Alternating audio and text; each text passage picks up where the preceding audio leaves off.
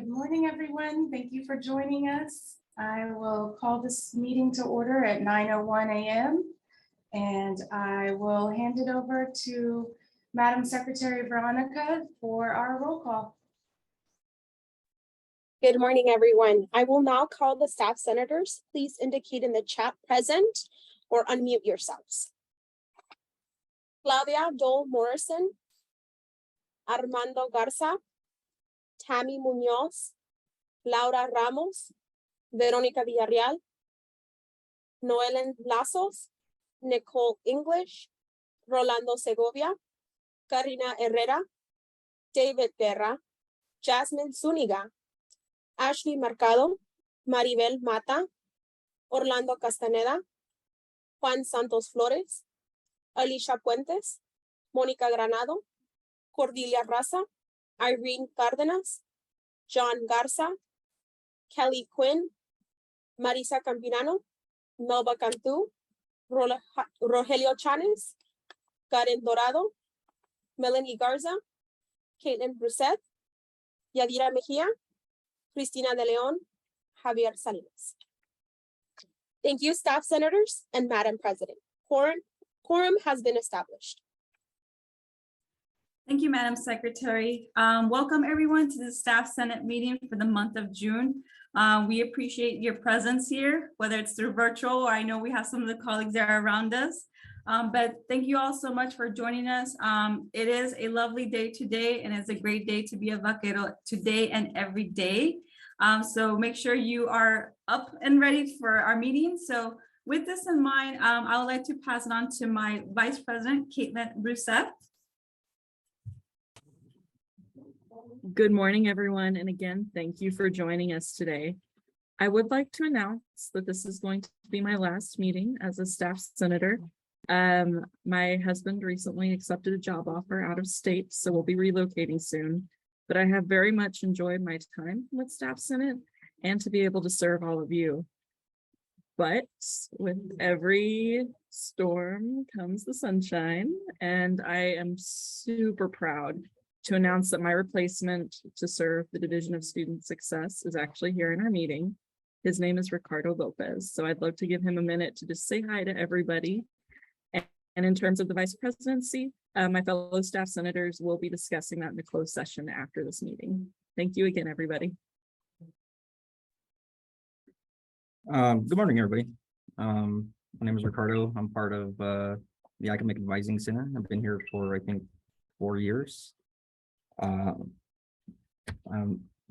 isn't really much to say for me at the moment, but it was nice meeting y'all, and I'm really happy to be part of this. Well, thank you.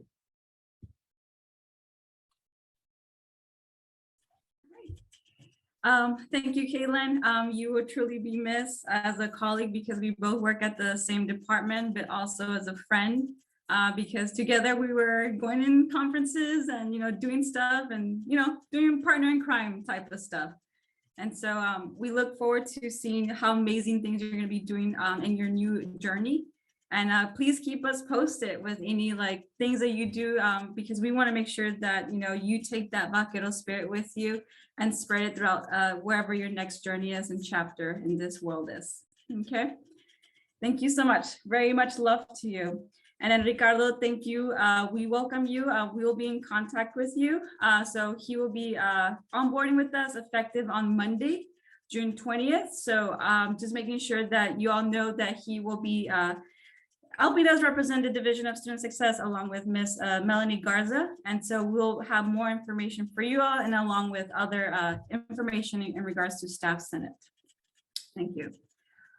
Next item in the agenda, we have the new business, which is the approval of meeting minutes for the month of May. I move to table the meeting minutes for the month of May. Is there a second? I second it. This is Mario Torres. Oh, thank you, Mario. We appreciate you're actually seconding this for us. We just need a staff senate member on behalf of you to make that a second for you, but I really Oh, appreciate you making that second. Well, actually. nobody came up to the table, you know. I know, you're being proactive, yes. I'm listening right here. So Yes, thank you. absolutely, you're awesome, so Thank you. who knows, we might recruit you, right? for Oh our my next- God, I have more work to do. Hey, but it'll be good work to serve our community, so no worries Absolutely. about that. Absolutely. I second Yadira. Thank you, Mr. Torres. Yes, thank you, Mr. Torres. And again, Ms. Veronica, if you can note that down, is Maribel Mata as our second. Is there any debate or discussion? Debate or discussion? Debate or discussion? All those in favor, please say aye in the chat, or you can say in the, oh, there's a bunch of ayes. Aye. All those opposed? Any abstentions? They're mostly ayes, so motion passes. Thank you all very much. Moving on to our next item, we have our committee reports, and our very first committee report is going to be the Communications Committee, which again, our chair is Ms. Tammy Munoz, but due to like under the scenes, you know, Ms. Co-Chair Melanie Garza will be speaking on her behalf. Ms. Melanie Garza. Thank you, Madam President. Good morning, everybody. Hope everybody's doing well. On the behalf of the Communication Committee, some updates are that we have some upcoming projects that we will be announcing soon. One of them is going to be a collaboration with the Campus Food Security Initiative, which you'll hear a little bit about more later. We're excited for that this upcoming month. And also, I just shared on our chat the QR codes for each of our social media sites. So please don't hesitate to follow us. Also, if you all have any ideas that you all want to implement into our, you know, social media activity, or for us to provide information for you all, please don't hesitate to email staffsenate@utrgv.edu. And yeah, that's pretty much it. If you're in the Communication Committee, send a piece up or say hi in the chat. Thank you. All right, thank you very much, Staff Senator Garza. Up next, we have Elections and Constitution Committee. We have our chair, Ms. Monica Granado, co-chair Irene Cardenas. Good morning. The Elections and Constitution Committee continues to discuss ways to improve the election process. We met with the Election Task Force. They presented documents outlining election procedures and districting for our sister institutions, which was a huge, huge help. Thank you to Laura Boyd and Angie Bocanegra for their hard work and getting us that much closer to a solution. That's it for me. Thank you very much, Staff Senator Monica Granado. Next, we have our Feedback Committee, Chair Ms. Marissa Campirano and Co-Chair Jasmine Zuniga. Hi, good morning, everyone. I am putting in the link, the form that you can find regarding the feedback form. If you have any feedback you'd like to submit. To provide an update, we do have a meeting with HR scheduled so that we can discuss some of the feedback that has been submitted. Some of that is a request for us to look at staff dependent, tuition for staff dependents, pay structure, and evaluations. Additionally, we've also submitted some requests over to parking to ask questions regarding staff parking and staff permits.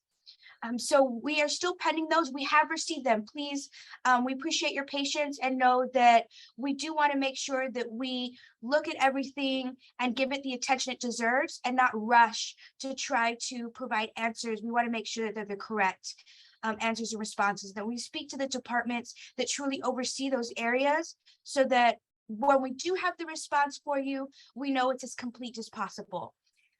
Additionally, like I said, in the chat is the link to our feedback form.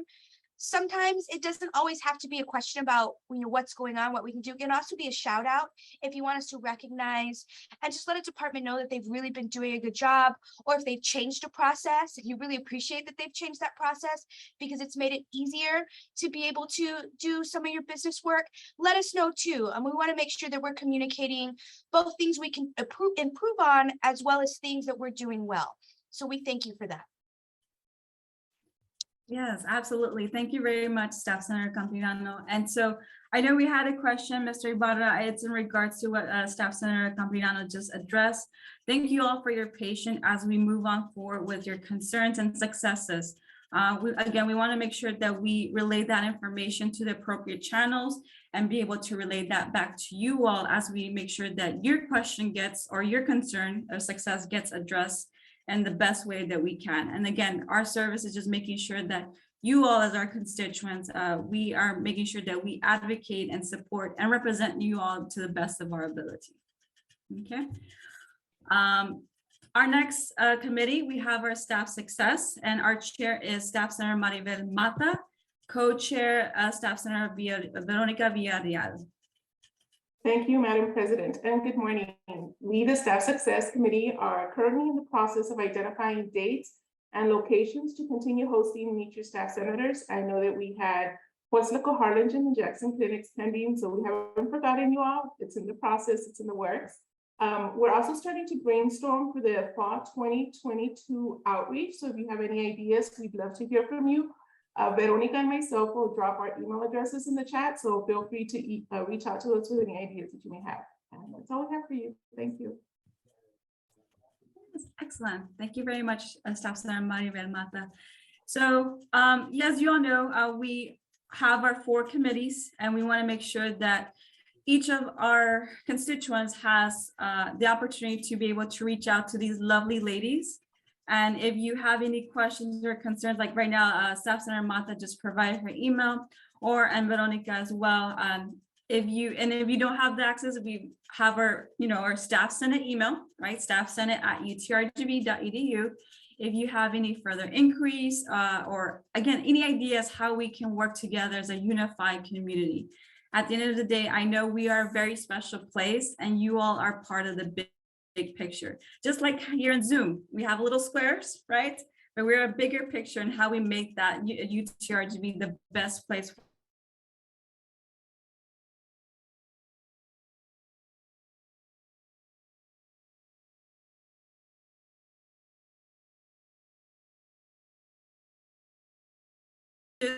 This lovely lady who I've known already a few years, even when I was a student worker, and she's always been amazing regardless of what position she has held. And so with that in mind, I welcome you, Ms. Daniela Venegas, our Youth Program Support Manager of College Access and K through Partnership. She will be presenting to you all about summer camps. And so summer camps is an exciting thing for, everyone. I have an idea for Staff Senate about that, but this is more for youth, not for us, as much as we want to be children again, right? But she'll be talking to you all more about that and an approved hot policy in regards to that area. Ms. Daniela Venegas, you're up next. Yes, hi everyone, good morning. Thank you for the introduction, Yadira. My name is Daniela Venegas, and I serve as the Youth Program Support Manager for the College Access and K-12 Partnerships. So our mission is we're responsible to track all youth programs on campus and providing support and training to faculty and staff interested in offering youth programs. And we are committed to provide a safe environment for minors participating in youth programs sponsored or supported by the university. Youth programs are open to everyone regarding race, color, sex, religion, national origin, age, disability, citizenship, etc.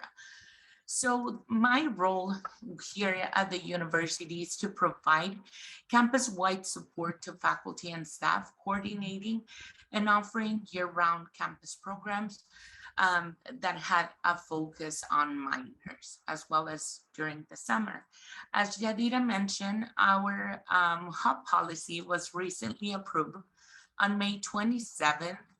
And it's basically, its purpose is to provide guidance to the campus community on offering youth programs. So is there any way I can share my screen?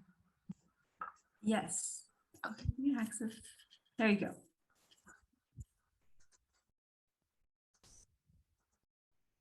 Okay, so can you see the hub policy? I'll just go over it quickly. We can't see it yet, Daniela. Oh, okay. Let's see. Oh, sorry. There you go. Okay. So our hub policy, its policy number is TU03300, and basically it covers the procedures that need to follow when hosting minors on campus. Pretty much we have to have, for all faculty and staff and as well as student employees, we have to have a criminal background check run every year, as well as completing the child protection training. If you know that you will be hosting minors on campus and they will be under our custodial care, making sure that we complete this training. It is valid for 2 years, and it can be found on Blackboard. Just contact me and I'll be adding you to the course, as well as making sure that we follow supervision for minors whenever they are in our custodial care, as well as insurance, and making sure that we are reporting suspected abuse or neglect. It also talks about prohibited conduct that we need to avoid. And it goes in details to all the procedures to follow, such as registering register your program within our office, as well as making sure that we fill out the applicable forms once they are in our custodial care, as well as completing the child protection training, making sure that you guys attend and maintain contact within our office to make sure that we cover with you all the different procedures in order to provide a safe environment for our minors while attending UTRGV, since research shows that the first contact or the first exposure that they have within higher education, they are more than likely to attend that university. So that is our main goal, to recruit new students, and what a better way to start them young. And it goes really into detail of what needs to be done. Also, I want to show you guys our website. Pretty much we offer yearly about a 60 summer camps, more or less, and it ranges. We divide them into elementary, middle school, and high school, and it divides in between academic, athletics, and arts camps. So some of them are closed for the public, but there's others, such as athletics, that they are open, and as well as we have some academic ones that are open to the public for a smaller fee. So in our website, you'll find all the details and how to register and contact the camp director for more information. And some key points to remember, pretty much it's all of youth programs must be registered within our office. Once the program is registered, I will provide guidance set forth in hub policy and work with you to have a successful programs. And there are required procedures such as forms, as I mentioned, mandatory training, insurance requirements when offering a youth program. So I'll go through all those details once we meet on a one-on-one basis. And then if in the near future, if your college or your department are planning to offer programs for minors, it is important that we spread the word on this. And I'm available to provide training to your department and college about this policy. So if you have any questions, my contact information, it's here. We're located at the ESTAC on the 3rd floor, 3.07, or you can email us at minorsonccampus@utrgv.edu, or our phone number is 665-2522. And that's all. Thank you so much. If you guys have any questions, I'm here. Thank you so much, Daniela. Does anyone have any questions for Ms. Venegas? If not, all right. Thank you so much for sharing that information. I know previous to my current position as an advisor, I had the opportunity to work with summer camps, and it was very fun. You get to see all of these students, be engaged with the institution and how the institution is making a difference with our youth community. So with that in mind, our next guest speaker, we have Ms. Clarissa Garza. She is an outreach representative for the high school equivalency program. I did have the opportunity to actually work with Ms. Garza in summer camps. So we're not going to continue with summer camps, but we want to make sure that she's able to put a different perspective on how we are ensuring we're working with our youth and our future generation. Ms. Clarissa Garza. Yes, thank you so much for the introduction, Ms. Yadira. And thank you all for allowing me to present today. I don't know why I'm not able to start my video, but I have a PowerPoint for y'all anyway, so that's more important. I just share my screen. Okay, give me 1 second. Can everyone hear me okay? Yes. Okay. All righty.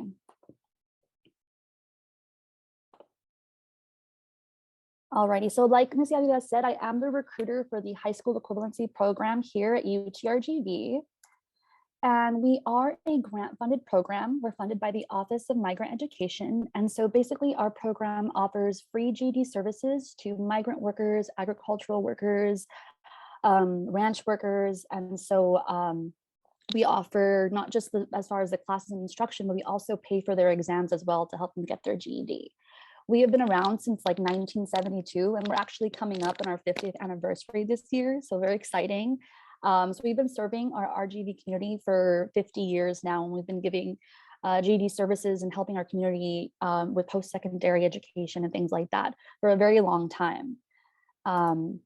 This is our staff. We have a small but very great staff that helps each individual that comes to our program. We have Mr. Eric Doren, our director, who kind of just makes sure everything is in place and that our grant is funded and that we are all doing, our jobs. We have Ms. Diana Chevia Robinette. She is our counseling specialist, and she does a really great job of helping not only the student during the entire process while they're here with us, as far as counseling or just kind of lending them an ear or anything they need, but also with post-secondary placement. So after they complete their GED with us, she sits down with them, or she'll sit down with them and she'll ask them, what are your goals? What do you want to do after you get your GED? Because we don't want them to just stop there, they got their GED and that's it. We want them to continue. And a lot of times they want to come to UTRGV, but they don't know how to do the application. They don't know how to do FAFSA, or they don't even know what FAFSA is. So she helps them with that entire process, which I think is really great. So they don't feel lost or kind of confused after they get their GED. We have two instructors, Mr. Abu Duran and Mr. Aaron Sanchez. Mr. Duran does social studies and science. So he focuses on those two subjects. And then Mr. Sanchez does math and reading. We have our administrative assistant, Ms. Esther Ibarra, and then myself. I am the outreach representative. And so I basically do the entire onboarding process. I help them with their application. We do the initial practice tests. I go a lot of times I'm in the community and I'm doing presentations in the community, or I meet people to do their application if they can't make it to Edinburgh because they live a little too far away and that traveling over here is difficult. So that's basically my position here is I help them with that entire process. And I try to meet with as many community members as possible to let them know what our program offers, because our services are completely free to the migrant agricultural ranch community.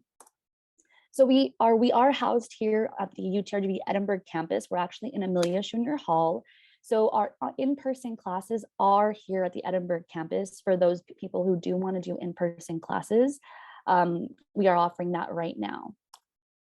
We are also offering online classes as well, though, via Zoom. So basically, to qualify, like I said, we are funded by the Office of Migrant Education. And so they have to be a migrant or agricultural worker. Ranch work is also qualifies. So if they've tended to cattle or they feed cattle on a ranch, that qualifies. And it has to be recent work. So it has to be done in the last 2 years, and it has to be at least 75 days. Now, it doesn't have to be 75 consecutive days. It can be, a lot of times they've worked just the summers, and it might just be 1 month. So it can, or 2 months, it could be like 1 month, last year, and then a month this year, and we count them together, and that will qualify them. We do take minors, although I don't always push for minors to come through our program because I do want them to finish high school, but we do take minors, 16 with the court order. And then of course, 17 and up is fine. We don't have a max age. But yeah, so a lot of parents ask that. And so we do accept them. They are usually, it's preferred that they do in-person classes because a lot of times minors with online classes, they tend to finish a little bit longer. So we do push for them to be in person because they pay attention more, and we just notice it's a better success rate for our minors. So like I said, we are doing online and in-person instruction. So because of the pandemic, we were kind of forced to push everything online. But now, thankfully, we're able to kind of safely do in-person instruction, but we are still offering the online component. So we do use Zoom for our classes, which I think is really great because some of the other programs, they kind of just put them on a program within itself, and the student is kind of having to do, the classes alone, and they're just kind of going through the program and going through the lessons. With the Zoom component, we are able to have them with an instructor or with a tutor. They're able to ask the questions in real time and kind of still get that in-person instruction, but obviously online. As far as like books and any material that the student will need, it's completely free for them. We give them the GD textbooks, notebook, paper, the calculator, all of that stuff is offered to them. So they won't have to worry or struggle with having to get those materials. Like I said, our program pays for the GED tests that they will have to take. So all 4 exams are completely paid for. If they don't pass the first time, which is okay, we pay for that as well. We do offer educational retreats throughout our academic year. And we are also offering Spanish classes. And we've had a very good success rate with our Spanish classes. I'm really proud of them. And we've had a lot of graduates this past year as well. And then at the end of our academic year, which we just had it last week, actually, we do have a really beautiful graduation ceremony where our families are able to celebrate their graduates. They're able to walk across the stage in their cap and gown, and they get their certification. And it's a really great kind of full circle moment for them, where a lot of them didn't obviously have that experience in high school. And so for them to have it now, it's really beautiful. It was my first time doing it last Friday, and I thought it was a really great event. And then we do have support services with our counselor. We have that personal career counseling and advisement. And then anything that they need in the community, if we can refer them out, we obviously do. And we try to help them with any other, departments that UTRGV can help them with, or other, programs in the community like workforce or anything like that. So these are just some photos. Our program also offers a scholarship. And so once they complete our program, they get their GD and they want post-second, like let's say they want to go to UTRGV, they can apply for the National Hub Scholarship. And a lot of our students get it, actually. And I think that's really great too, because it gives them an incentive to go to school. And then these are some of the educational retreats that we do. We take them to STC so they can see because we do a tour of UTRGV, but we also want them to go to STC to see what certifications they offer there. A lot of our students are interested in like CDL or welding and things like that. And so we want them to go and experience it so they'll know once they get their GD, kind of, what to expect or where to go, or, have a contact person while they're there as well. And then we also have a STEM retreat here with the UTRGV like a STEM department.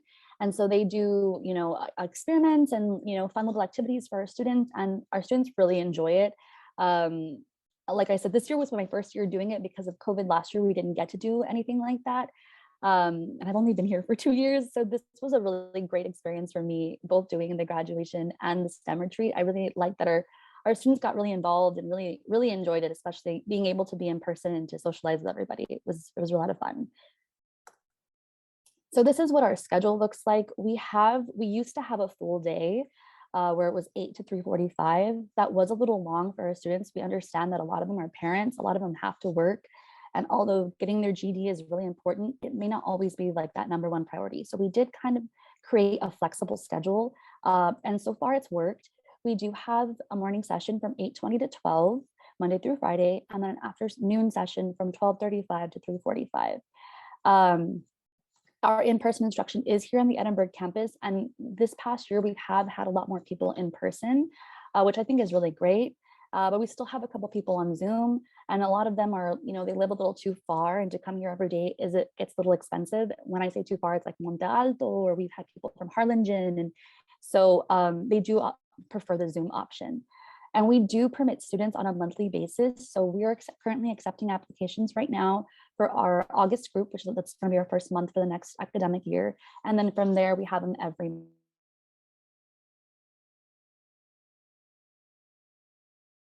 people in the community that are curious about getting their GED or want more information.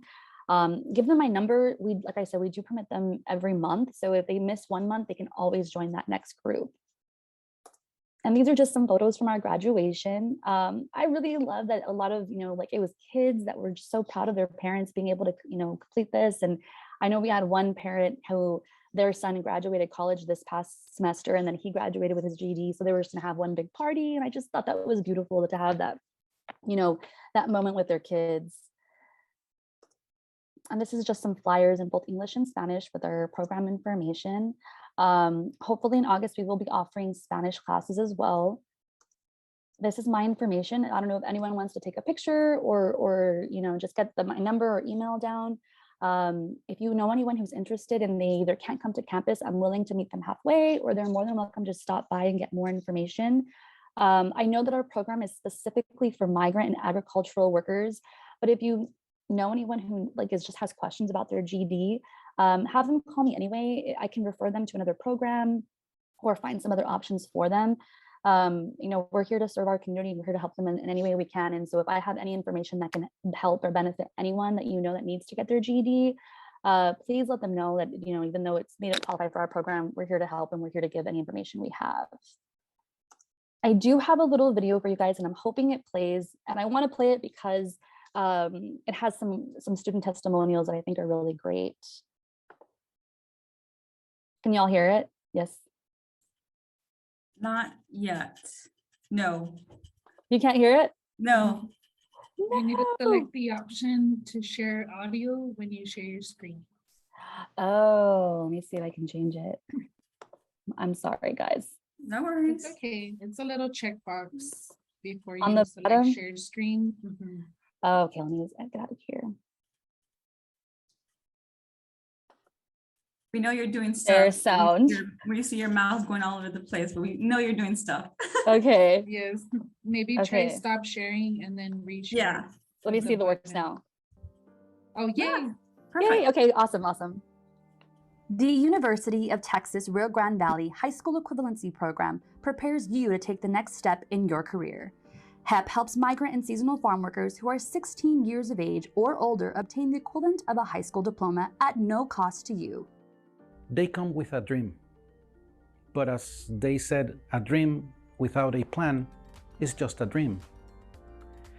And the purpose of us here in the program is to help the students get the plan. These students that we have, they just need an opportunity, a helping hand. So that's my motivation every day. I try to do everything in my power to kind of help them achieve their goals so, they can be successful later on. UTRGV HEP has been serving our Rio Grande Valley community for more than 40 years, providing exceptional English and Spanish general educational development instruction and counseling services. We do not stop there. We see things through and help you gain employment or begin post-secondary education or training. My role in this program is to assist the students once they've completed their GED. Helping these students really means the world to me, because I always mention to my students is that I want to be the counselor that perhaps they didn't have when they were in high school. You know, it's a solution for people that, you know, didn't get to finish school and stuff like that. So it just, I liked how they made it like it's just ease to come into here and do that, the easy way to just come into the program. They made it like so simple. Siempre he querido poner nuevas metas y ver esta alcanzable y poder mirarme en estudiando y con la ayuda de este programa. Eso es lo que a mí me impulsó el estar aquí hoy.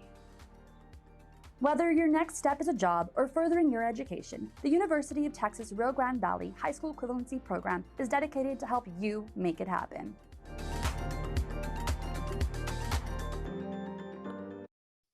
So that was the video. Does anyone have any questions regarding our program? Or like I said, if y'all know anyone who's interested or any community member that needs to get their GED, please give them our information. We're here to help.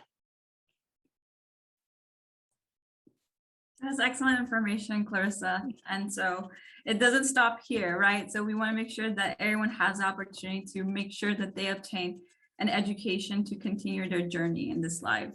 So thank you so much. And that video was very aesthetic pleasing. So the stuff that you all are doing is absolutely amazing.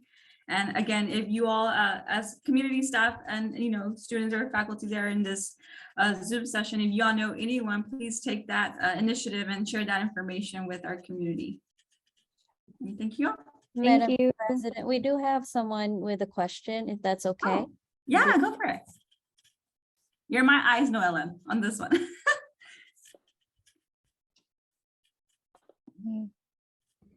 Okay, never mind. I misunderstood. It was just a comment that it is a really great initiative, and I've always wondered what it is. So well done, Clarissa, and your team for having this resource to our community. Thank you. Thank you very much. Up next, we have our department that really took on a very prestigious moment when our pandemic hit. They took on a full load and, to help us get through our times in online learning. And so with that in mind, we have Mr. Francisco Garcia, our director for the Center for Online Learning, Teaching, and Technology. Thank you very much, Edita. Thanks for the invitation. Good morning, everyone. And of course, for the next 15-20 minutes, I would like to share with you, and let me share my screen at the same time.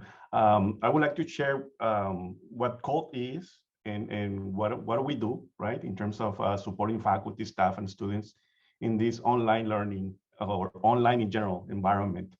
So let me just go ahead and start. Oh, before I start, Tony Saldivar, and who is the manager for the instructional support, is also with us, and Ruben Zamora, who's the guru on the technology side. All the technologies that we support, he managed that area. So if you have any questions, comments, please free to do that through the chat. He will be responding to those questions on the chat. Or if you want to wait at the end of the presentation, we might have some time to go over those questions and answers, of course.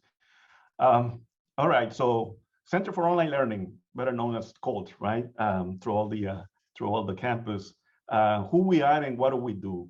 And of course, we support online, face-to-face, hybrid, and web augmented courses, meaning that no matter what you use in terms of teaching classes, we're here to support you. Nowadays, technology is essential not only in the classroom, but day life, right? So we're here to support you. Now, it's not only support you, but we also promote that excellence in education. I mean, we align with the university goals and in terms of providing excellence, providing opportunities to students in this area of education. So we're always here to support faculty and staff and of course students. Now we have recently moved from the research area into the student success area. So now we're part of this division that really focus on student success. I mean, we also do that. If you notice that we said that the faculty succeed is equal to students succeed. So we support our faculty, make sure that they succeed in the classroom. So that makes more like for the students to also succeed. Once the faculty is ready to teach, the faculty is ready to teach face-to-face or online. That's what we're here to support. We also support staff. As you heard, there's some trainings on Blackboard. We'll talk about that in a minute. But there's some other support that we provide to the staff. Now, I need to brag about this. We were the 2021 recipients of the Team Excellence Award. And of course, that was due to all the support that we provide to the university community during the pandemic. Very proud of that. And of course, very proud of my team. They're the ones who were there working more than 10 hours per day that summer on 2020, preparing faculty to move into an online. And yeah, I'm just going to stop there. I don't want to get that. But it was besides having that support and everything, it was, I mean, for us providing that, it was a an excellent experience for us. Mission and vision, I'm not going to go over this, but basically what we're saying here is that we align with the university mission and vision to provide this excellent support, or trying to strive for excellence, right, in all the things that we do in terms of providing support for the online learning environment. Now, this is on a slide that I always like to share for, especially when we do presentations outside campus, because if you see on the left side, we note that we have 90% of the students are Hispanic and first generation, 54% and all of that. But notice on the right side, all the statistics mentioned here, like pre-COVID, during COVID, and now after COVID, which is like the new normal, right? So notice the number of courses that we support before COVID, 2019, there were about 700 courses online and about 200 hybrid. And then we know what happened on March, right, 2020.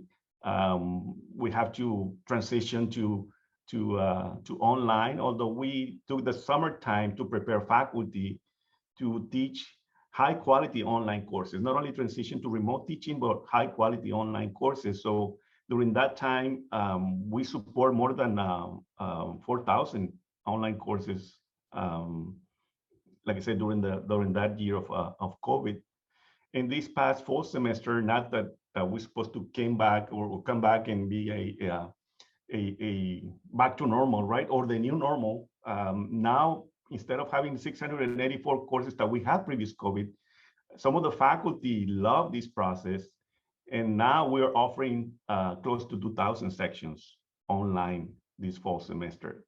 So that's going to be the new normal. I mean, more and more, especially on the hybrid courses. Notice the increase from 200 to almost 800 courses hybrid this time. I mean, that's the way the higher education is moving, and not only higher education, but education in general, where more technology is being used in the classroom, especially with these new generations that they love technology.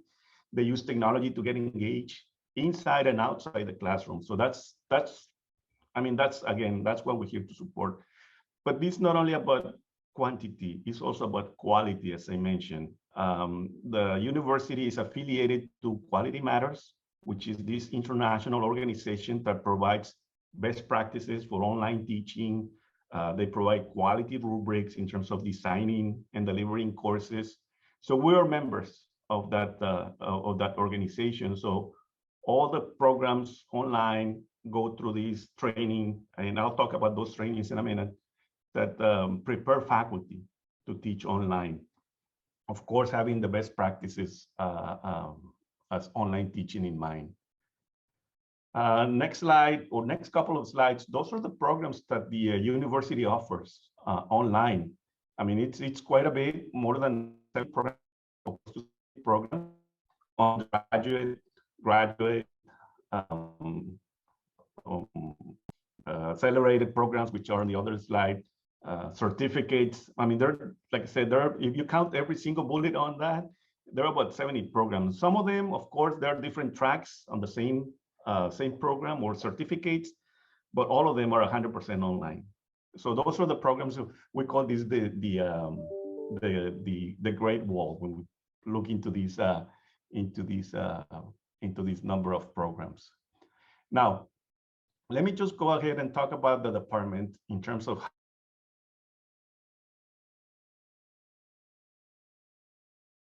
right. I mean, that's if not the core, but they're one of the most important areas because they are the ones who, like I said, prepare faculty, make sure the faculty is ready to teach online, make sure the courses have quality in terms of design and delivery.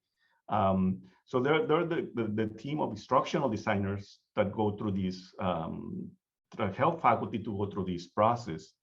We offer different type of trainings. Some of them are incentivized for faculty. So we make sure, I mean, going through this process, it takes time and effort. So we always compensate faculty to go through this process, make sure they know all the rules, the policies, best practices to teach online. So we have different trainings if you're teaching online.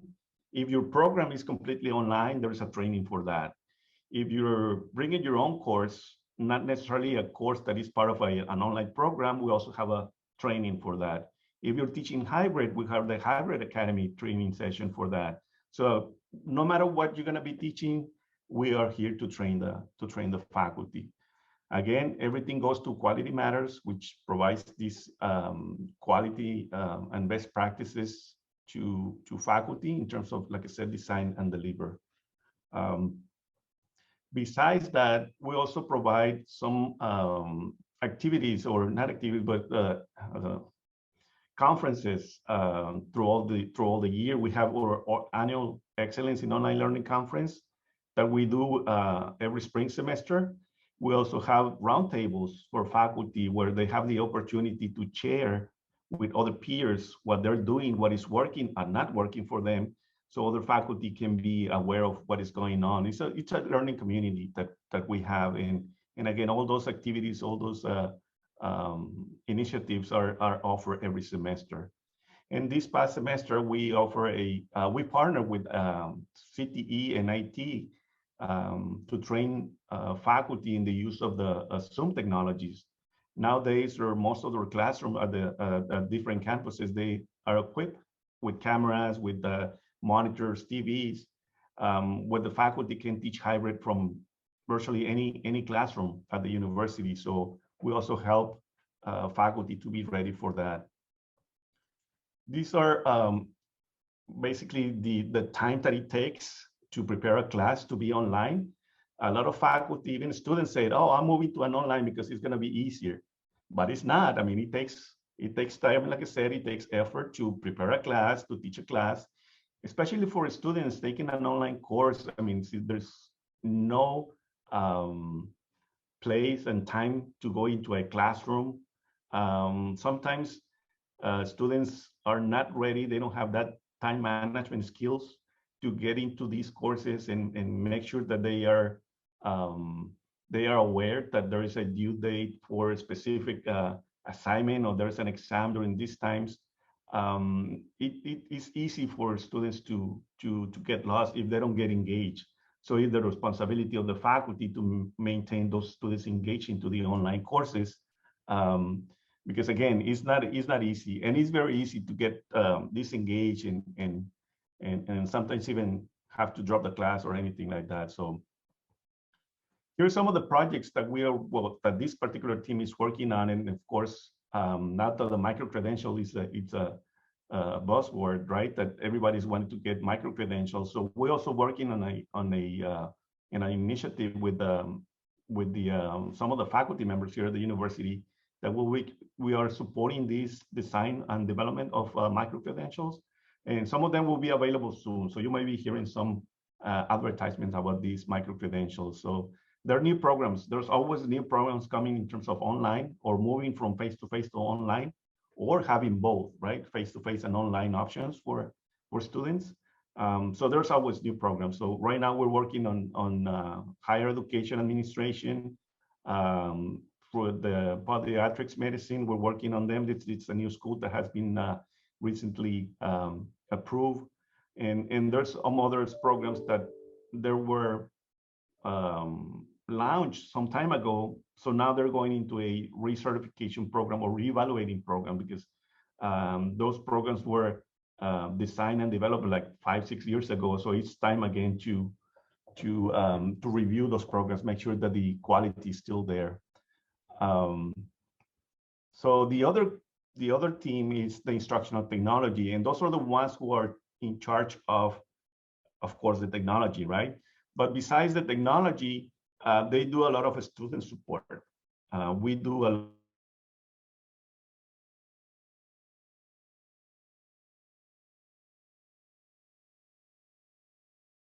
courses, taking hybrid courses, make sure that they know what technology is needed, how the technology works and all of that. So we know that the students taking online courses, that might be students who are not necessarily traditional students, but those are students who either work, their parents, or they have other commitments. So some of them logging into the technologies, into Blackboard and others after hours or even weekends. So for those students, we also have the 24/7 online learning support. This is something that we implemented a couple of years ago. Has been very successful because in the past there was no support for those students. Nowadays we have that, and again, it has been very supportive for the students. Here are some of the technologies that we support. Of course, Blackboard being the what is it called, the bread and butter of our technologies. A lot of you, even though if you're not taking courses, know about Blackboard. But we also have other technologies that not necessarily are Blackboard technologies, but integrates with Blackboard for students, for the faculty, for the staff. They're seamless. Nowadays, you can create Zoom rooms in your classroom in Blackboard. And those are initiatives that we have created with the partnership with IT and other departments that help us with these technologies. Staff support. Somebody mentioned a while ago about the going into a training in Blackboard. HR has those trainings on Blackboard. I'm sure you're familiar with it because you have to take those trainings either on a yearly basis or every other year.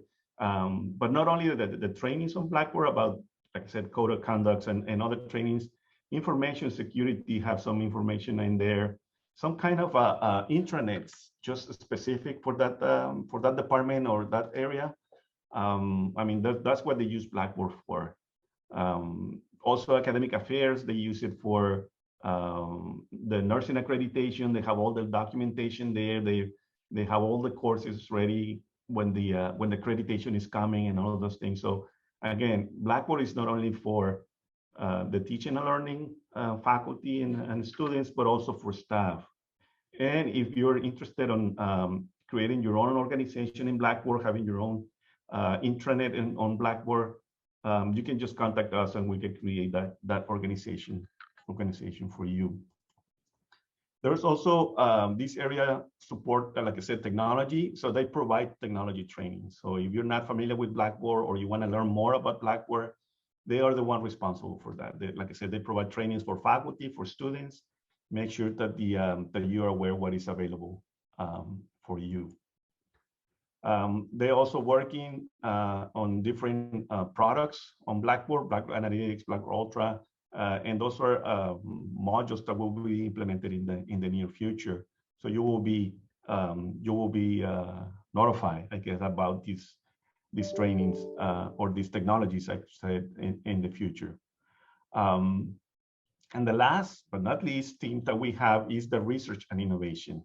So we practice what we preach, right? I mean, we want to know if what we support, what we recommend to faculty is really working or not.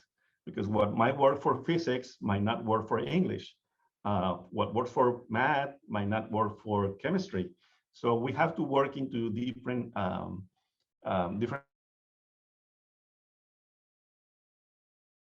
the best way, best practices to work on those with those faculty members and with those subjects. Now we also provide work actually with faculty in getting grants There's a few grants going on right now with the with code involved, being in either a PI or co-PI in those grants. But again, it's always trying to support faculty, trying to support students on this teaching and learning process. Here's some examples of the projects going on right now. Like I said, there's some grants going with different faculty, different departments. And we're always trying to bring new technologies, new innovative pedagogies. So we're always researching. We're always researching what is new, what is innovation, so then the faculty can implement on the classrooms. I guess that's it. That's all what I have in terms of what we do, who we are. And of course, if you have any questions, comments, I haven't seen the chat, so I don't know if there's some comments on any questions. But this is our information. We have locations in both campuses, Brownsville and Edinburgh, although we are close to be moved from the education building to the EMAS building. So that's going to happen soon, and you will know about that. But the rest, I mean, either email us, contact us, call us, whatever is easy for you, like I said. And again, we not only support faculty and students, but we also support staff in this with these technologies. So thank you very much for your time. And if there's any questions, comments, please feel free. Yadira. Thank you very much, Mr. Garcia. We don't see any questions on the chat. It seems like you are pretty clear and concise to the point that everyone sees that what you all have done as an organization. And I definitely agree. We do have a couple of comments in terms that your team is doing great. You have done a great job, you all. So thank you all so much for everything. I know when the pandemic hit, y'all had to quickly do a quick turnaround in terms of like getting online courses, transition the whole university to online faculty, all that good stuff. And so we do appreciate all the efforts that y'all put into this. And so we wouldn't be where we at now with our student community in terms of that. And any efforts like Ms. Tony did shared, the organization, creating an organization within Blackboard. I had the opportunity to experience that part of really sending a request. And so those little factors that you all have or provide has been very helpful to us. And thank you all so much.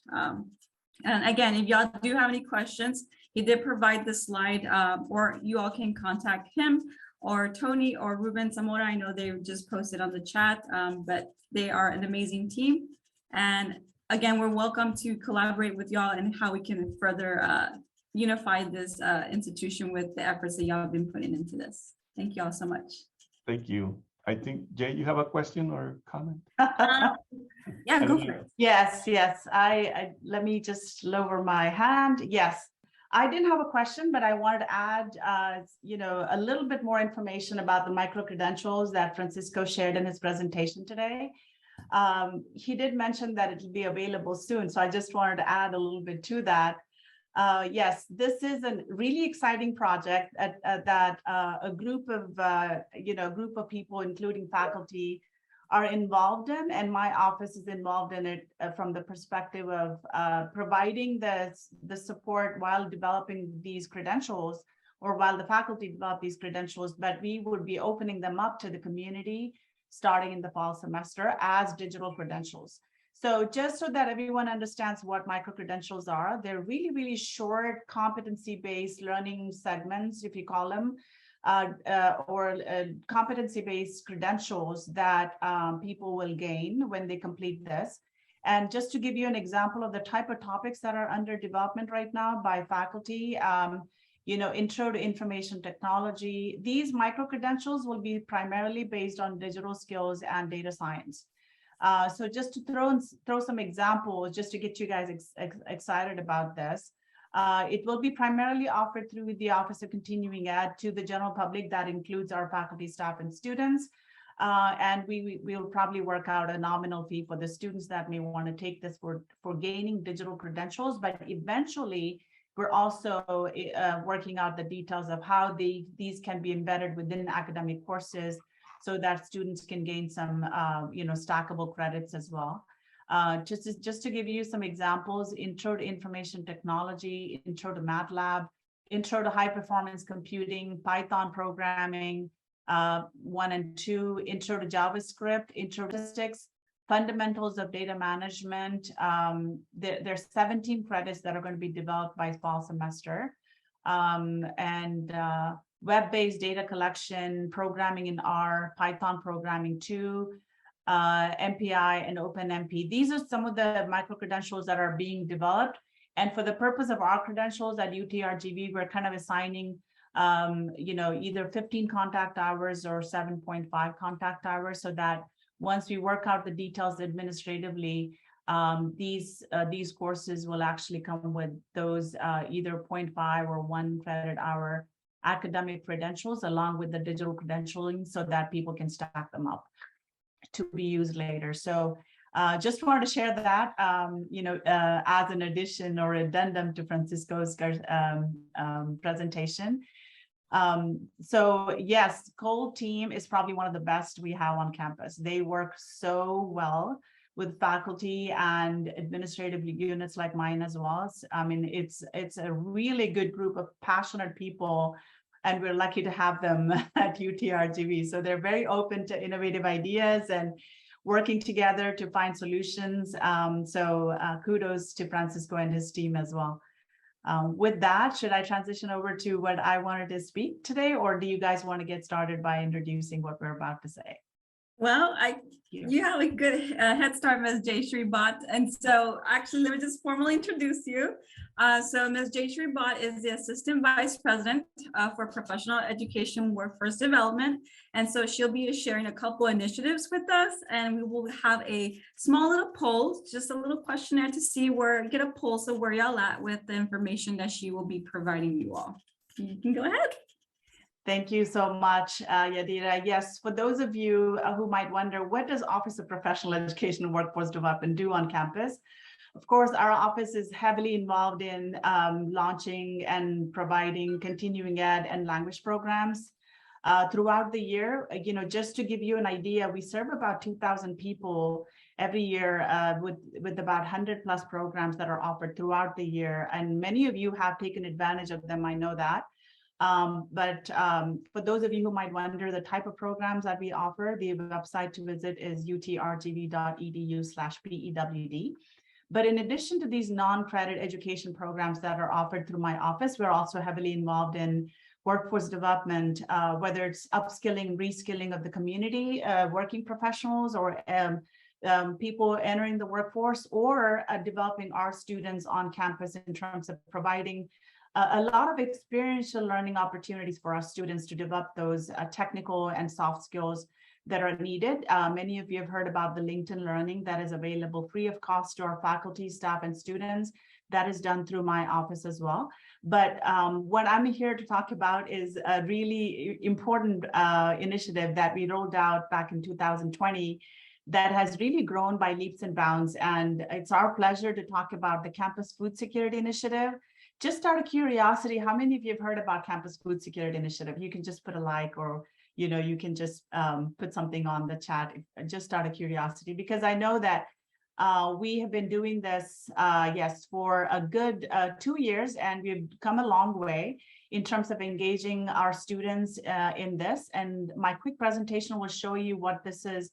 Yadira, would you be able to pull that up? I think Claudia had shared that with you, the presentation. And so let me share that with you first before I share some exciting news about what we're doing with the Staff Senate during the summer months. Give me a second.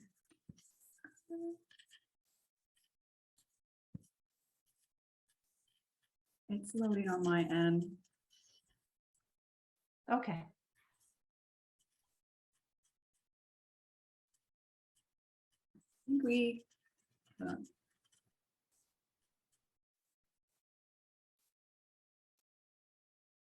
It's a really quick 4 slides, so I figured pictures are worth 1,000 words, so let me share that instead of just talking about it.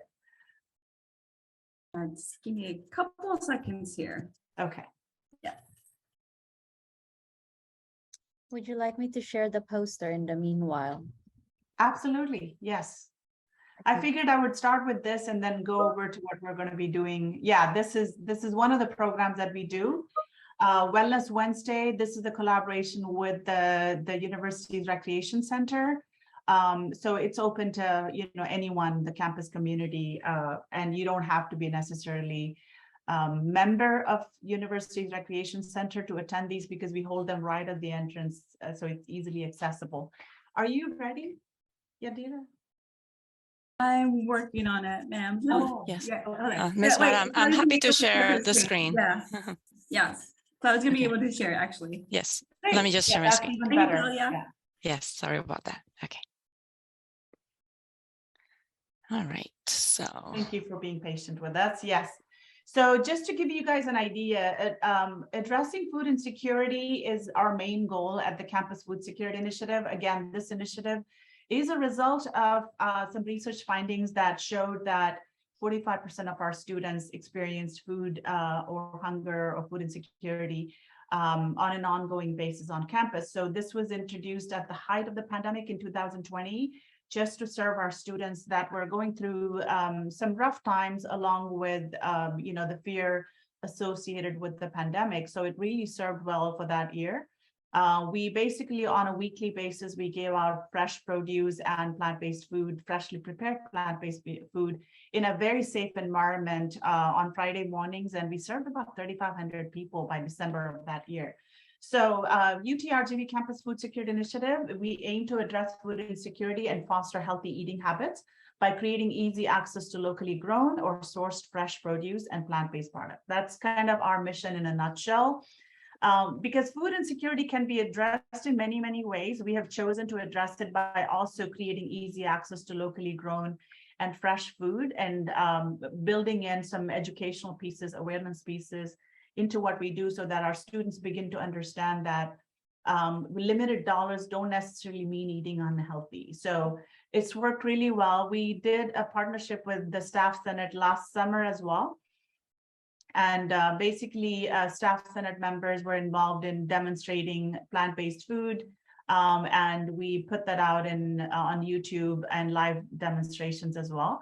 But what we're doing this summer is really exciting, because diversification, right? We are not necessarily a highly diversified campus for many, many reasons. That includes diversity in food, so in terms of the diversified food options available on campus, there are not too many. And that's not to say that it's a complaint, but it's just a fact. So what we're trying to do is, this year we want to do something exciting by introducing global cuisine to our campus community. So we're primarily working with students, international students, that bring their cuisine through our food research team that supports this, and we do the demos and samples and things like that. But those are done at our CFSI Food Research Kitchen, located at the Baptist Student Ministry in Edinburgh, which is across campus, but not on campus. But during the summer, what we wanted to do is use the academic kitchen that's available through the Nutritional Science Department that's located on Edinburgh campus. So it makes it very easy for staff to come and experience these global cuisine, rather than just watching it on a live demonstration of it and drooling over the food, just sitting in front of the computer. We actually wanted to give them an opportunity to come and sample them. So exciting part is that we are going to be holding these. I think there are 3 days that are identified, tentatively, I guess, based on the availability of the kitchen. But what we wanted to do right now is, now that we've shared this, we want to get your feedback in terms of what would work best. So let's just go ahead and do a quick poll with 3 questions we put together. The first question is, if a sampling event is held on Edinburgh campus at the Academic Kitchen in Health Science West, would you like to attend? The answer choices, of course, are yes, no, or maybe. And the second question is, what days of the week will be more convenient to attend sampling event? You can just pick 1 out of 3. And then what times would you prefer to, let's see here if I can move this. Yes, what times would you prefer to attend the sampling event? The options that we're giving them is between 11 a.m. and 12 p.m. because it takes a little bit of prep to get people going and prepare the food. So, we don't see it being available before 11, and I'm sure that people would prefer to sample these food closer to the lunch. They're samples, they're not lunch plates, but eventually if there's enough demand, we might be able to offer things like that as well. But we're just trying to, kind of bring a little more excitement in terms of diversification of food. And they are going to be plant-based to tie in with our mission to create easy access to locally grown and sourced food. And many of you might wonder, like, what type of food is grown during the summer? Of course, 9 months out of the year, we do have the option to use locally grown fresh produce. But during the summer months, we actually source the fresh produce from local distributors. And so, yeah, this is an example of our students, our international students, bringing their cuisine to our campus. Estella, she's from Ghana, so she worked with our food research team, and prepared her, their local cuisine at our kitchen. And you can see the pictures of the samples right here, as you can see. So this is how our next event will be. Noellen is going to be our first demonstrator of Philippines food from Philippines, I guess, right? Noellen, do you want to quickly share? Have you worked out the details, or do you have anything to share with the group that's on call today? Oh, thank you so much, Jay. Yes, I will be collaborating with Dr. Alex Rosales, who oversees the Hub of Prosperity Farm, because he's also Filipino. So depending on what he's got growing from the garden around that time that we'll be doing this, we're gonna come up with a dish that represents our Filipino culture. So we're gonna see, I'm gonna try and push if we can do something like pancit, which is a very popular dish. So we're really looking forward to that. Thank you. Wonderful, thank you. Is there one more slide left? Yes.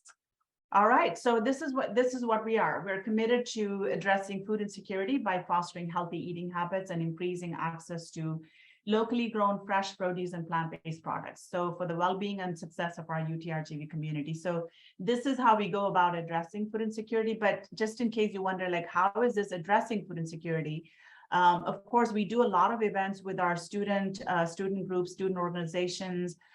We actually have supported student organizations in spring that used our resources that our food research kitchen has created to actually have immersive experience by going to the farm, picking the produce themselves, working with our kitchen team to prepare delicious, healthy meals that are sold on campus to raise funds for their organization. So they're doing that.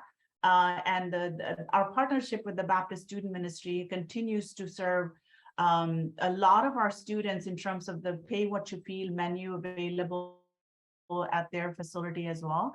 And their director was telling me that they served about 1,800 just in the month of April alone this year. So, so there's a lot of students that are benefiting from that as well. So any questions? First of all, thank you all, the Staff Senate, for giving us the opportunity to talk about this. I know it was kind of a last minute request from us, after the agenda was already created, but this was important. And I felt like, if we wait until next month, it'll be too late to share this exciting news about global cuisine. So thank you all for allowing us to present. Any questions, any comments that you all want to share that we can answer? We do have a couple of questions, Jay. So the very first one is, any goals at this point, we're not set up to do that. We want to, because mostly because of the lack of availability of the industrial kitchen on Brownsville campus. But, we might be doing some food demos at the Brownsville campus soon, and we'll put out information about that. Claudia, do you want to share our social media accounts here so that people can follow if they want to know more about all the exciting things that our this is a student-centered and student-driven initiative. So you'll mostly see our student employees that are hired for this project in the front. So we are guiding them, but they're the ones who are kind of carrying out a lot of stuff that you see, demonstrations included. So any other questions? No, nothing in Harlingen yet. Again, the main issue is not having industrial sized kitchen available to us. so that we can follow the food safety protocols and things like that. We do have a partnership with the Baptist Student Ministry in Edinburgh. That's why we have the Industrial Size Kitchen available to us through that partnership.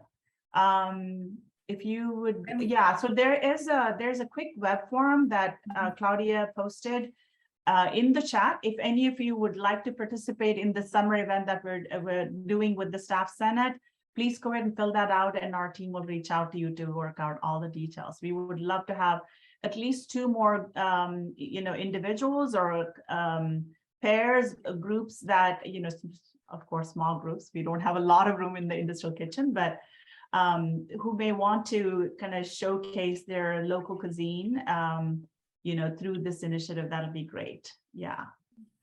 We So do our have, Instagram account is posted there. I'm sorry. Yes. Go ahead. Ms. Amparo? Yes. Quick question here. Are you going to be somehow connected with Sodexo, the company that offers the food here on campus? Yeah, well, Sodexo is a vendor for the university. That's why they serve these foods. We have not had any partnerships with them, but I am aware that Sodexo has lots of interesting initiatives across the nation because they are a national vendor, where they also do Meatless Mondays and different type of things like that. Eventually, we hope to be able to partner with them as well. But primarily, our goal has been how do we change that behavior, especially for our students, and through that peer-to-peer support and peer-to-peer network, in bringing about that behavior change in terms of conditioning them to use more fresh produce in their diet. So that in the process of addressing food insecurity and providing a lot of resources that we do to address that. So that's been our primary goal. Because I think that it would be so wonderful, since at that time, that way we would be sending the same message to the students and to the whole community here on campus, how to eat well and how to make good selections for our health. So thank you so much. This is really exciting. We appreciate it. Thank you so much. We hope to see more takers for that global cuisine demos and sampling events. So we'll take the data that we receive from that poll and we'll adjust our plan based on that as well. So we have one more question, Ms. J, and it's from Ms. Cecilia. Are y'all offering meal preps? And she said, I'll pay. Where's that? If y'all are offering meal preps, and she'll pay. I know, we eventually, the biggest issue, because it's a student-driven and student-run initiative, not student-run, but student-centered initiative, our goal is to build in as much experiential learning for our students as possible, because that's what professional ed and workforce development office is all about. So we hire our students for our initiatives, and working around their academic schedule has always been a challenge for us. We would love to do a lot of these things, but we're also limited in being able to offer, because of the students that we rely on that have really erratic academic schedule that prevents us from being able to have a good group of students on board, student employees on board that can help us with those type of large scale type of things. But nothing is everything is possible. All of your suggestions are definitely going to be taken into consideration as we move ahead. Thank you so much, Ms. J and Claudia, for presenting on this. We look forward as Staff Senate and the UTRGV community, looking forward to ensuring we collaborate with you all and make those fun dishes. So please follow us on our social media. That is the best way to find out what the Campus Food Security Initiative is up to, because we're always up to something. So I can tell you that our students are putting out some really good content out there that might be helpful for you on a day-to-day basis as well. So looking forward to the next demo that you all will tune into. Thank you so much. All right, with that, I think we'll go ahead and open up the floor for public comments and questions.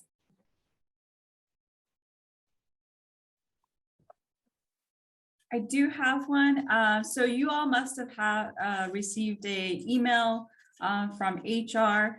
This is in regards to the benefits and wellness fair. And so one of our staff senators, Melanie Garza, will be providing the flyer information there. But remember, just to save the date, July 7th and 8th. So we want to make sure that you all, our community, make sure that if you have any changes that you want to make or discuss any plan details for the next academic year, please feel free to reach out. And there's also a link that was linked to the flyer. Again, flyer was sent out on Wednesday, at least on my end. I know if y'all get different, like based on divisions or districts, but make sure that you all take the opportunity to attend if y'all want to learn more about the premium or any of those resources that HR has to provide.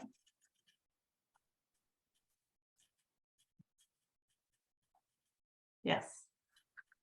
All right. I was just, yeah, go for it. Are you talking to me? Oh, because I saw your box light up. Oh, okay. Yes.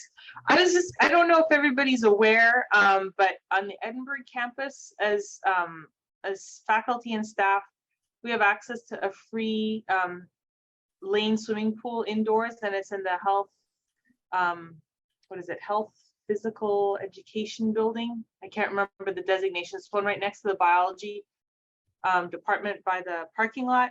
It sounds like they're going to be filling that in soon, and then I think they're going to make plans for us to go to the aquatic center in FAR. So, but while it's still here, if anybody's interested, we still have access to it, and it's a great indoor pool. And so I just want to share that with everybody. Yes, it's the summer. So, do you have times for that, Cordelia, by any chance? Do you know? It's like from 11 to 2, Monday through Thursday. I don't have all the exact details. And then sometimes they're open 4 to 7.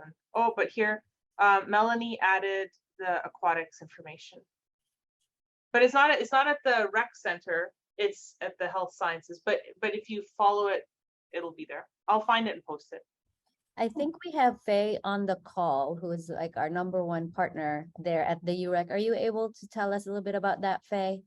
And I know I can get with Nora. She is our aquatics coordinator, and I can send that information to you guys. Sabrina Martinez shared with us 11:30 a.m. to 2 p.m. Monday through Friday. Thank you, Sabrina.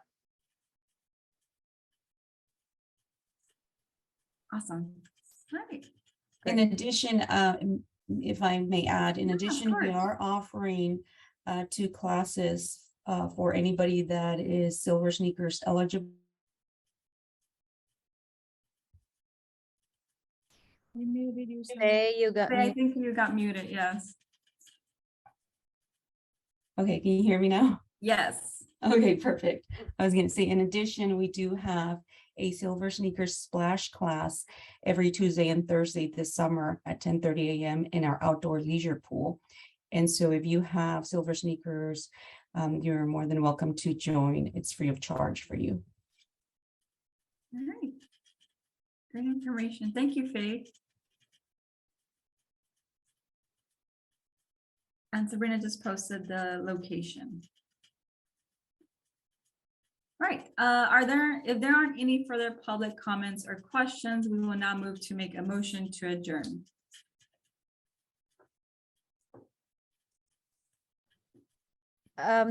Before we do that, Donna is asking if the HR benefits fair, is it a particular time? From what I saw, it was just the registration page, I think, Donna, but we can certainly follow up on it. Yeah, because we need to know what time. I'm sure Because it's I not think I all only day. saw 8 o'clock both on those dates. But yeah, we can definitely collaborate with HR to see if there's any specific times or sessions into your interest, of course. Got it. Thank you. Right. Moving back, is there a motion to adjourn? I motion to adjourn and move to close session. Is there a second?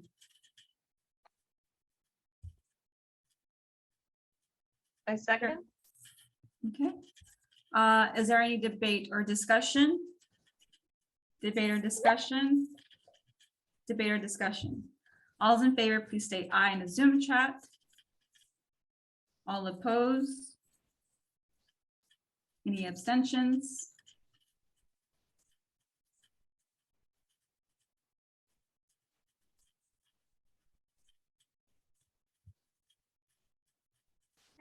Looks like we're good. The meeting is adjourned at 10:25 a.m. Thank you, everybody. Thank you all. Staff senators, if y'all may go ahead and jump into the next link for our closed session.